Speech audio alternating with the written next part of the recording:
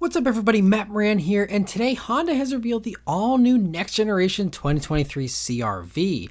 So as you can see, it gets a sharper and a darker look with this new Sport and Sport Touring trims getting a blacked out grille, but even the EX and the EXL models only have a tiny little bit of chrome there in the front, which is a big change from the old CR-V with its pretty big chrome beak you had there in the grille on those old ones.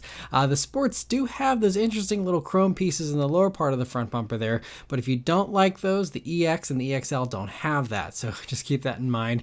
But in addition to that new look, it's also grown a good bit, so it's 2.7 inches longer than before on a 1.6 inch longer wheelbase, while also getting a tiny bit wider, growing by 0.4 inches.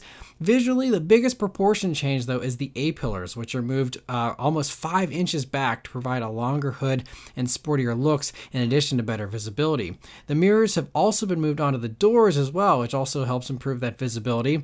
And the new lights are LED now as standard, so you don't have to worry about having a low trim and having bad lights at night. You'll have great nighttime visibility regardless of what trim you buy. And the new taillights in the back are all LED as well. Inside, it gets a very similar interior to the new HR-V and the Civic, running the same partially digital gauges, the same choice of either a 7-inch touchscreen or a 9-inch touchscreen. They both have Apple CarPlay and Android Auto, but on the 9-inch screen, it's wireless Apple CarPlay and Android Auto. And then the Sport Touring also gets a 12-speaker Bose stereo, which is a really nice touch, and the Bose stereo in the Civics was fantastic, so I'm expecting this one to be really good as well. And so even though the interior design and the things like the HVAC controls are the same as the HR-V and the Civic, that's a good thing because the interiors in these new Hondas feel very high quality, lots of soft touch surfaces, metal knobs that feel really nice, and you can check out our interior review on the Civic to see what we mean by that really nice interior, if you're curious about all those materials. But interior space in the new CR-V also was, in the past generation was one of the best in its class already, so now it's been improved thanks to the bigger dimensions. So there's 0.6 inches of extra rear legroom, and the back seats now have 8 different recline angles as well.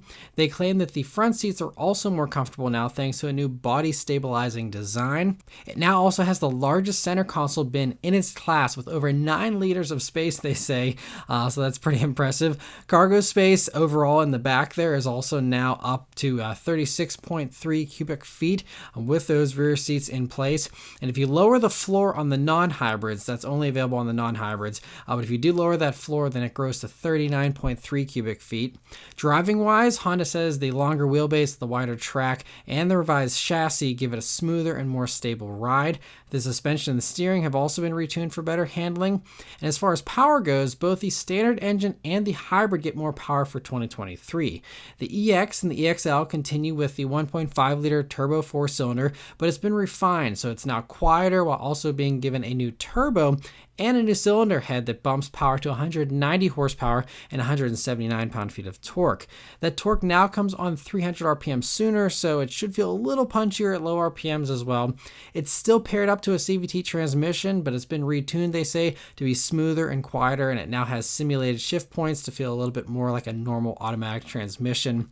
The top powertrain that comes with the Sport and the Sport Touring trims is the hybrid, which runs a 2-liter naturally aspirated Atkinson cycle 4-cylinder that's been refined, and it now has direct injection. So it combines with 2 slightly stronger electric motors that are now mounted side by side to give you 204 horsepower and 247 pound-feet of torque. But that's still only about 3 more horsepower and 15 more pound-feet of torque than before.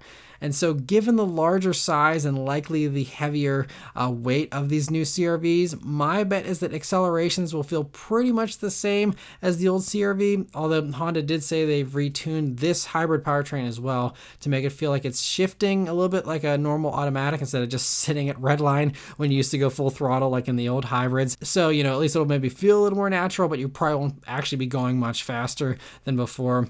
Honda really hopes to expand hybrid sales though, and they're planning for hybrids to make up 50% of the CR-V sales here for this new generation. So expect that hybrid pricing to be very close to the regular gas engine, if they're gonna go for that larger volume of the hybrids.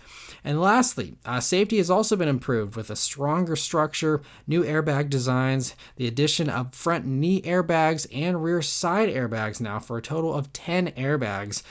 Plus all the safety tech is now standard including blind spot monitoring, adaptive cruise control with traffic jam assist, and lane keeping assist. There's also a wider angle front camera for better collision prevention. And so Honda says that the regular CR-Vs will be arriving at dealers this summer, so coming very quickly here, and the hybrids will follow later on in the year, but there's no pricing yet for either of them. But anyway, so that's the 2023 Honda CR-V. Let me know what you think about it in the comments below. Thank you all very much for watching. I'll see you on the next one. Take care.